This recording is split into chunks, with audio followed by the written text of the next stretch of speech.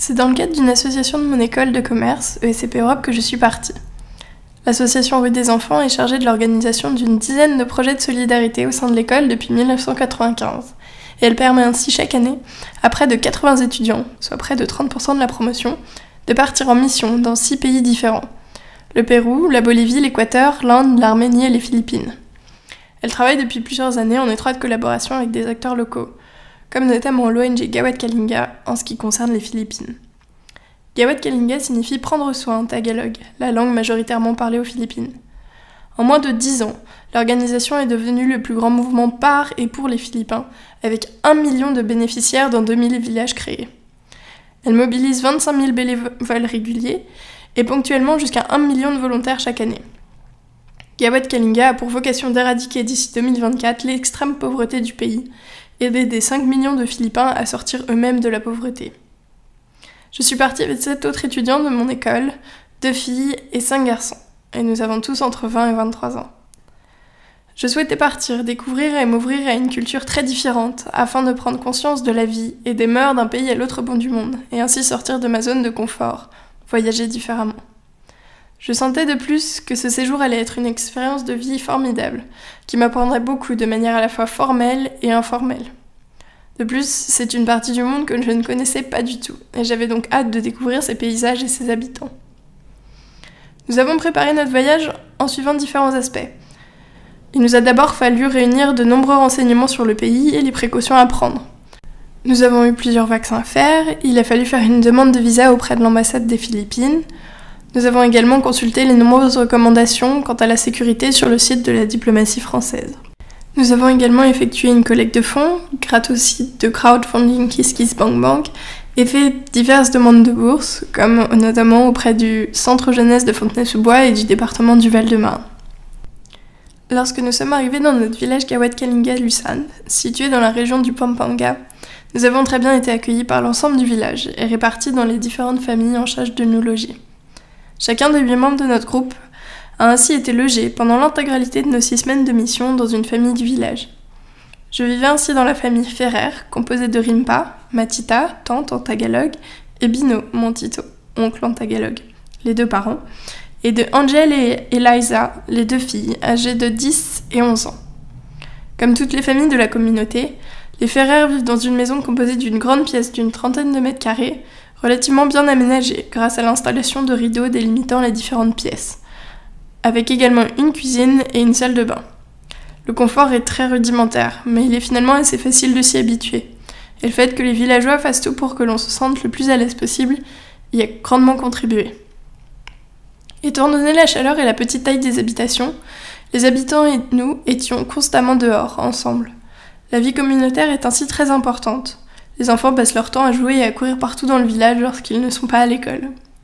Nos journées commençaient relativement tôt, afin de profiter des températures légèrement plus basses de la matinée, pour travailler sur le chantier. Le lever était donc aux alentours de 7h du matin, et la matinée de chantier s'étalait de 8h à 11h30 environ. Nous déjeunions ensuite, entre nous, un des bons repas préparés par Notita. La chaleur assez insupportable de l'après-midi empêche toute activité jusqu'aux alentours de 15h30. Nous reprenions alors le travail jusqu'à l'heure du dîner. Au vu du budget de 1 500 € que nous apportions, il a été décidé que nous contribuerions à l'élaboration d'un Production Center, un bâtiment fermé d'une 20aine de mètres carrés, où la production de sauce pimentée et de beurre de cacahuètes locaux serait réalisée. La production de ces 2 éléments, revendus ensuite sur les marchés alentours, permet de ramener un certain revenu aux 3 femmes qui y contribuent et restent au village pour s'occuper des enfants. Elles ne sont pour l'instant que 3 concernées, mais le but est a posteriori d'augmenter la production et de permettre à plus de femmes, et donc plus de familles, de s'impliquer dans cette dernière. La construction du Production Center est aussi une première pierre à l'édifice, puisqu'elle permet d'obtenir un espace de production plus grand et plus sanitaire, la sauce pimentée et le beurre de cacahuète étant auparavant produits dans la petite cuisine personnelle d'une des maisons du village, peu adaptée. Au cours du chantier, nous travaillons tous ensemble sur les mêmes tâches, car chaque journée était consacrée à une nouvelle étape. Réalisation des fondations, réalisation de la structure des piliers, construction des murs. Un ouvrier et un maître de chantier, 2 hommes du village, travaillaient avec nous, et nous donnaient ainsi les consignes sur ce que nous pouvions faire.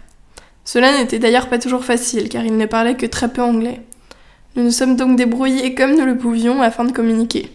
car en règle générale, bien que l'anglais soit une des langues nationales du pays, la plupart des habitants ne la maîtrisent pas du tout. Nous avons terminé le chantier dans les temps. Là où il n'y avait qu'un terrain vague quelques semaines auparavant, il existe désormais un petit bâtiment, d'une 20aine de mètres carrés, très bien peint. La peinture a d'ailleurs été mon activité préférée, avec des couleurs vives comme celles de l'ensemble du village. Le bâtiment attendait à notre départ plus qu'un raccordement à l'eau et à l'électricité pour pouvoir rentrer en activité. Nous avons été tenus au courant du lancement de la production dans le bâtiment une dizaine de jours plus tard. Pour mener véritablement ce projet à son objectif final, il est encore nécessaire d'apporter des fonds pour l'achat de machines plus grandes et plus performantes, telles qu'un mixeur. Le beurre de cacahuètes fabriqué localement était absolument délicieux, et il est prévu que nous en commandions à la fin de l'année de nombreux bocaux pour pouvoir en déguster en France et continuer à soutenir leur production. À la fin de notre chantier, nous avons pu effectuer un super road trip afin de découvrir le pays et ses magnifiques paysages. Car les Philippines offrent un éventail incroyable de lieux, les plus beaux les uns que les autres. Entre randonnées dans les montagnes au milieu de cultures de rizières parmi les plus belles et les plus anciennes au monde, plus de 2000 ans d'histoire, et plongées dans les eaux turquoises des magnifiques îles encore très préservées de l'archipel, nous avons pu découvrir d'autres réalités du pays, en empruntant les transports locaux et en établissant l'ensemble de notre parcours de nous-mêmes, parfois au jour le jour. Ce voyage a été à plusieurs niveaux une expérience très formatrice et enrichissante. Vivre chez les habitants, avec leurs conditions quotidiennes, m'a fait réaliser à quel point la précarité est présente à chaque instant et définit l'ensemble des rapports humains. La positivité est pourtant toujours présente dans le discours des Philippins, et encore plus particulièrement dans celui des habitants de notre village, qui grâce à l'ONG étaient parvenus à s'établir dans un cadre fixe et salubre. Cette mentalité est le fruit de la foi catholique, très présente aux Philippines. Il a également été question pour nous de nous adapter à un environnement complètement nouveau, dans un village où les mœurs étaient relativement différentes des nôtres, et où le dépaysement se faisait parfois ressentir. Nous avons dû acquérir la confiance des Philippins, afin de pouvoir travailler de manière efficace avec eux. Ceci nous a donc appris beaucoup, à la fois sur nous-mêmes, car il a fallu parfois nous remettre en question, faire face à des problèmes de communication et repousser nos limites, mais aussi sur les autres. En outre, partir dans un pays aussi lointain constitue une vraie prise d'autonomie. Bien que j'ai auparavant eu la chance de voyager dans de nombreux pays, la culture de ces derniers n'était jamais très éloignée de la mienne. Partir à l'autre bout du monde, en Asie du Sud-Est, et être assez livrés à nous-mêmes de mois entiers, nous a tous beaucoup responsabilisés et fait grandir en termes de maturité.